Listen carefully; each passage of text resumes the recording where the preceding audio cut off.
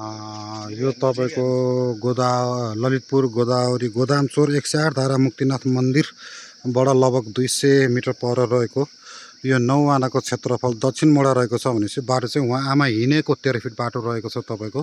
यो 9 आना चाहिँ बिक्रीमा रहेको छ तपाईको।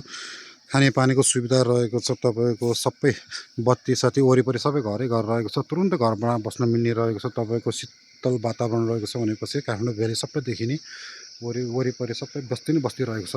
ल हेर्नुहोस् उता परतिर सबै तपाईको पानीको सुविधा छ। साटोबाट मात्र 6.5 किलोमिटर जग्गासम्म रहेको छ भनेपछि दक्षिण मोडा रहेको छ 9 आनाको क्षेत्रफल।